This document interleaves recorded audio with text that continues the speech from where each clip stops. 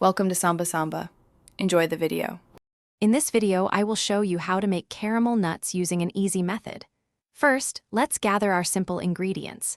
You'll need 1 cup of your preferred nuts, like pecans or almonds, along with 1 cup of granulated sugar and 1/4 cup of water. Don't forget 1 tablespoon of butter and a small pinch of salt to enhance the delicious flavor. These few items are all it takes to create a delightful treat. Now, let's create that beautiful caramel. In a medium saucepan, combine your 1 cup of sugar and 1/4 cup of water. Stir gently over medium heat until all the sugar crystals have fully dissolved. Once dissolved, resist the urge to stir further.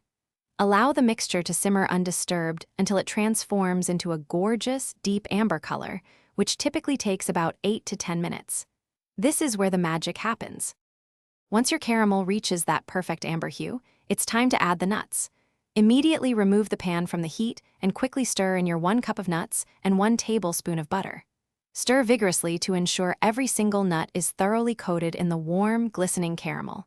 Then, spread the coated nuts onto a parchment-lined baking sheet. Work quickly to separate them before they cool and become a solid block. This step is crucial for individual, crunchy treats. Finally, the easiest part, cooling and enjoying. Let your caramel-coated nuts cool completely on the parchment paper for at least 30 minutes. As they cool, the caramel will firm up, giving them that irresistible, satisfying crunch. Once fully cooled, they are ready to be devoured. Store any remaining nuts in an airtight container to maintain their freshness. These homemade caramel nuts are perfect as a snack or a delightful addition to desserts.